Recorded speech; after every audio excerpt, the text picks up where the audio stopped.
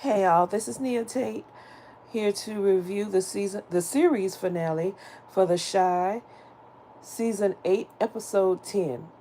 So, I just came back to wrap up the series. This was a very interesting last season. I will say that it had some ups and downs. It had some things that I was like questioning. But I have to give it to Lena Waithe. Kudos to her, to the cast, to the crew. Man, the finale was everything. Um, if you're here, I know you already saw it, so I don't have to worry about spoiling anything.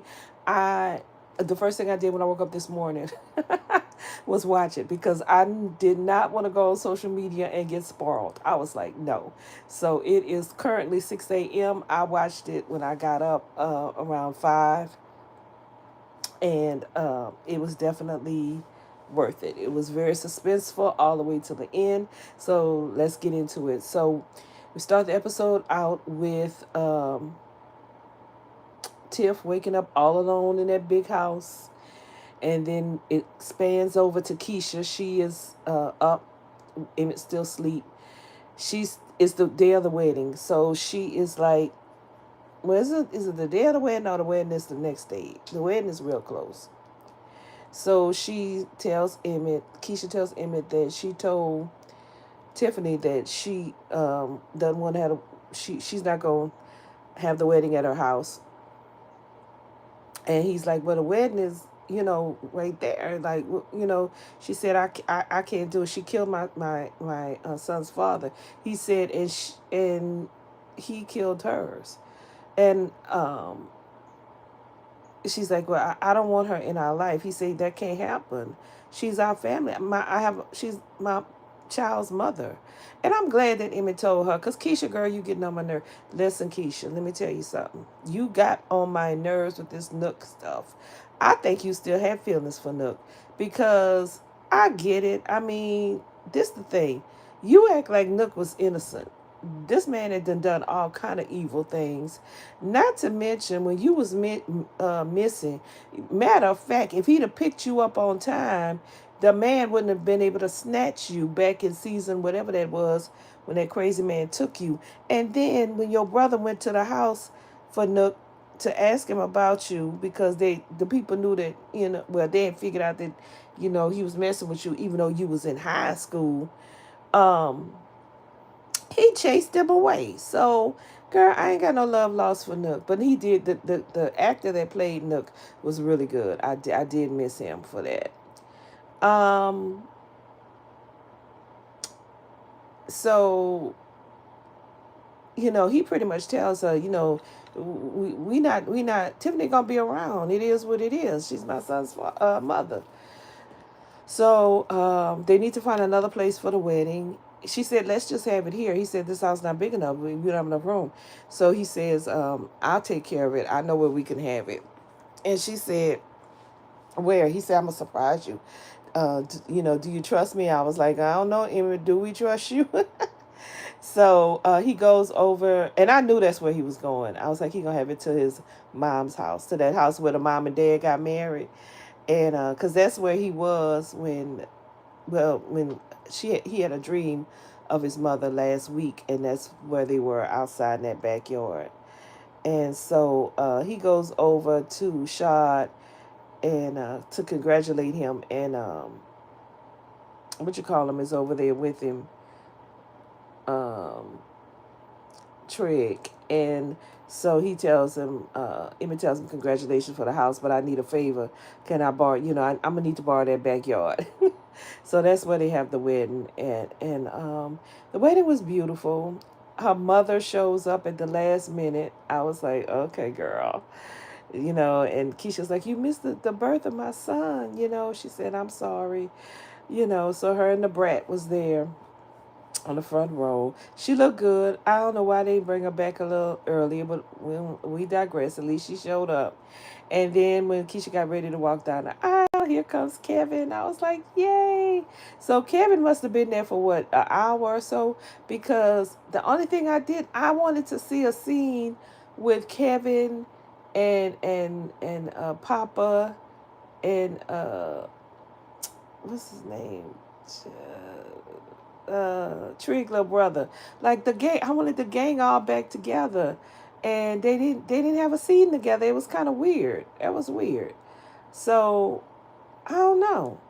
I don't know. And I didn't even see them. Yeah, we did. Because they had like this picture booth. So they kept taking pictures. So I was saying, I didn't even see him at the reception, Kevin. But he was. But they just didn't have a scene together. So I just kind of thought that was weird.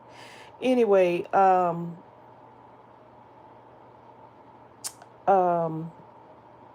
they recite their vows. Um, the pastor's assistant marries them. I call him Dre because that was his name on Power. Y'all know who what's his name? I can't think of his real name in life, but him and Karushi was there. Listen, there were some characters in this last season that had absolutely no purpose. Karushi had no purpose. Kyla Pratt had no purpose. Her old man came back from jail and she done got the other dude out. I'm like, why are they even here? I don't know. I just didn't really understand the purpose of them characters. I thought it was gonna all wrap up in the end, but it really didn't. So, oh, I meant to tell y'all too. The guy that Bakari beat, I forgot his name. The one that remember he beat when he was at Trig House. He beat him really badly. He came by Smokies looking for Bakari, and so Jackie Long. I don't know his character's name. I guess his real name is Jackie Long. The guy that works for Emmett. He said I don't know where he at. He should have kind of warned Bakari. I guess he didn't know him like that, but evidently he didn't tell him. So the whole time the wedding is going on, I'm on pins and needles because I'm like, Lord, that man is looking for Bakari. I hope he don't come in there and just splay everybody. This episode had me really, really hyped because I was so nervous. I was so ready for Bakari because we saw Bakari earlier, right before, and he told his sister, "I'm finally ready to move to Atlanta." He said he and Lene were gonna move together, and I'm like, "Bro, y'all need to go." So I'm thinking they're gone. Child, why they at the wedding? I'm like, Bakari. They was leaving the next day. So Dre did the wedding. They did their vows. Their vows were really, really cute and really meaningful. Emmett come a long way. And Keisha, I like their vows together. Um, and they made a beautiful bride and groom, of course. She had a beautiful dress. He was dressed really, well. Oh, and when he went over there to Shad and them to ask him for his backyard, he asked Trig and Shad to be his groomsman, and they was like, "You kind of late, huh?" Like the wedding is right here. I'm like, Shad, what you expect from Emmett? So the wedding, they was dancing, they was cha-cha sliding. Tiffany was in the wedding, y'all. Tiffany was in the wedding at the wedding. And I'm like, so she can't be, you can have it at your house, but I guess after Emmett talked to her, she let it slide, child. I don't know. It was just weird to me a little bit. I mean, I guess if Tiff wanted to show up, she showed up. So Emmett talked to her later and told her, Tiff, that he was sorry for everything that she went through. And she said, it's not all your fault. He said, yeah, but some of it was. I forgot when they was married. Y'all remember when they was married? And the crazy thing was when Tiffany and Emmett was married, Emmett was trying to he was being faithful, and he was being right. She was the one wasn't satisfied and wanted to explore and step out their marriage. Tiffany had always been a wild card. So she at the wedding, her mom's there, and her mom her mom said, "You gonna be all right in that big old house by yourself?" And she said, "Well, I actually want you and EJ to move in with me. I want my family back." And the mama was like, "Now we're gonna get on each other's nerves." She said, "I know, but we'll make it. We'll get through it." I'm like, "Child, Tiffany ain't got a care in the world." Trig and Jake went see Reg. Y'all, I ain't gonna even lie. I feel bad for Reg. I can't even believe I'm saying this. Reg did a lot of mess. I could not stand him. But he in prison for something he ain't even do. He didn't even do it, and he's in there, and they went to see him, and Trig was like, "We're not gonna forget you. We gonna make sure we come see you. We gonna take care of you. While you in here." And I'm kind of like, it took him going to prison for y'all. I mean, listen, I don't know how I feel about Reg. I don't. He's a terrible person. He's horrible, but I still feel bad that he's in jail, prison for all the dirt he did. I guess it all comes out in the wash. But it just burned my bridges that Tiffany is out here doing what she do. I mean, I would have felt better if she would have paid Reg to do it. You actually did it, and I don't know, you just out and about. So yeah, so that was a really powerful scene because they all was crying. Jake and Trig and Reg, they was really crying, and I think Reg act like you know I don't know. I don't know if he's turning a corner or not. I don't know, but he did cry because I mean, damn, he should be out in the world. You know. Anyway, that's just my thoughts, and I can't believe that they made me feel bad for Reg. That's crazy. Anyway, so all of them were at the reception, and Jake and the little girlfriend, she said her rent was going up or something. He said, well, "Why don't you just move in with me?" And she was like, "Are you ready for that?" I said, "Yeah, Jake, are you ready for that?" He swear he ready, child. He said, I'm gonna do my best. I don't know. She said, "Can you be faithful?" He said, "I'm gonna try. I'm gonna do my best. That's all I could do." So Papa's at the wedding. He's not drinking anymore. He's not smoking. He said he's trying to get his life together because he knows his dad will want better for him. So that's good. He just was depressed. He went through a lot. What else? What else? What else happened? So let's see. I love how they had the picture of Emmett's mom, like on the front row of the wedding, and all the flowers surrounding her. That was really nice. So the wedding is over. The next day, we see Keisha's at the house, and um, because Lene and Bakari are packing up the house because they're moving to Atlanta. You remember that Keisha's mom had let Lene and them stay there when they moved. They left. So I'm like, oh my gosh. I knew when he was moving them boxes out the house, he was moving the stuff in the truck. I was like, oh Lord. So then we go through this whole little montage that was a little too long about Keisha being in that house and, you know, her growing up there, and it had flashbacks of Kevin and, when Ronnie was born, when she had the baby there and everything. So Bakari's outside moving boxes. Like, I'm like, Bakari, you should have known something was up. You out there just free as a bird.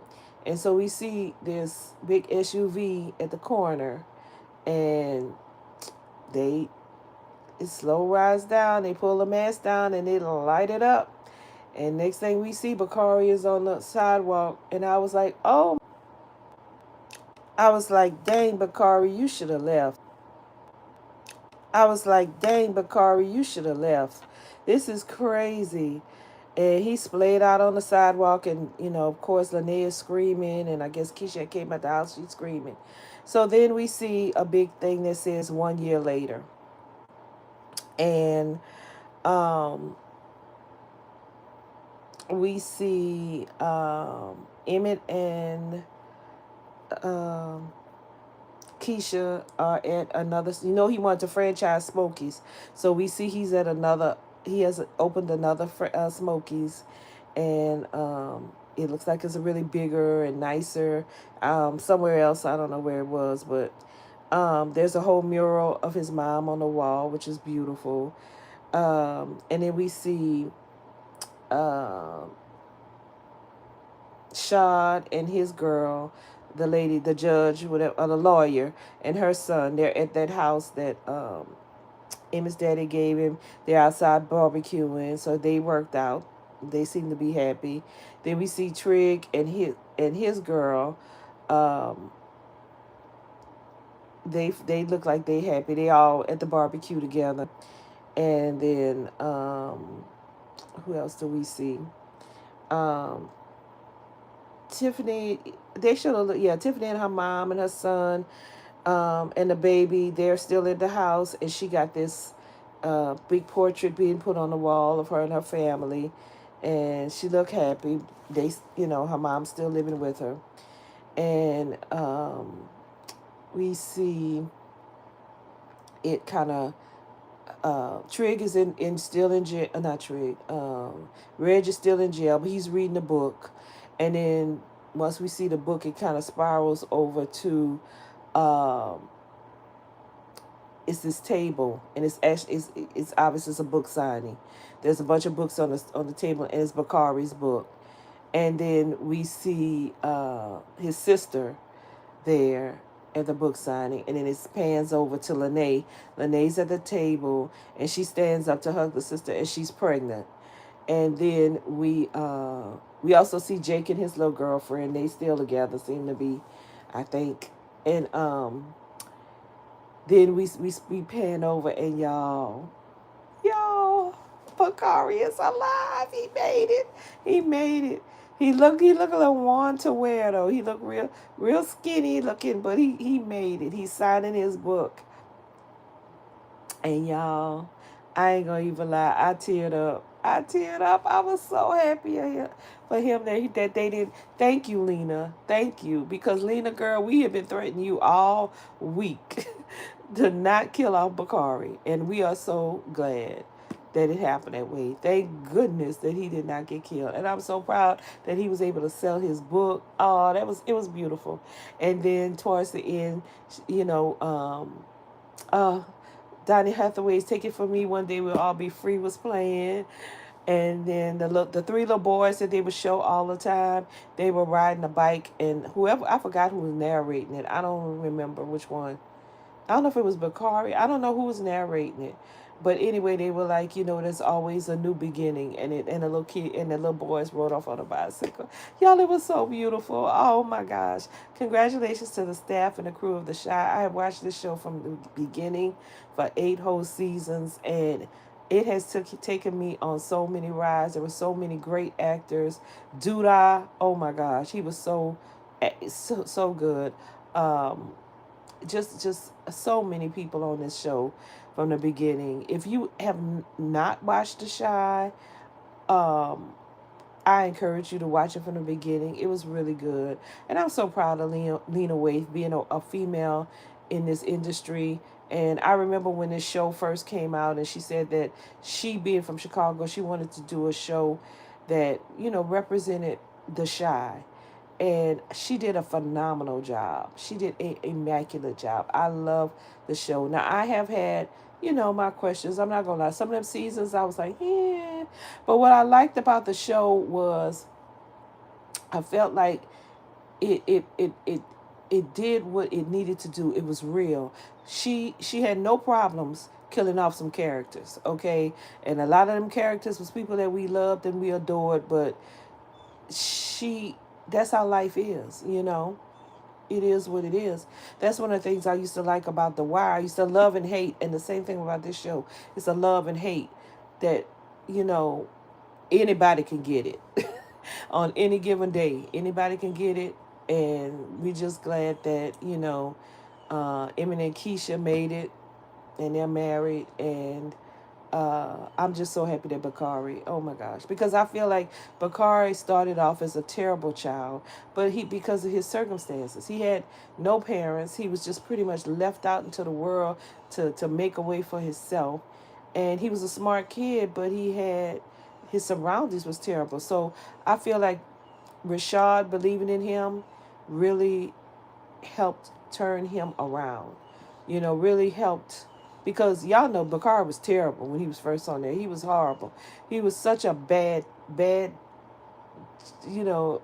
attitude. He was mad all the time, and then he fell in love with Lene, and, that really turned him around. So I am so happy with the ending of this series. I'm going to miss it. I'm definitely going to miss it.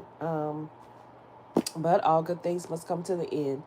So thank you so much for listening to my final review of the series The Shy. Shout out to Lena Waithe again. Shout out to the cast and the crew, everyone who worked on the show.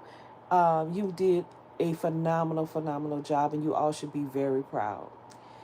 Thank you all again for taking time to listen, and I'm out.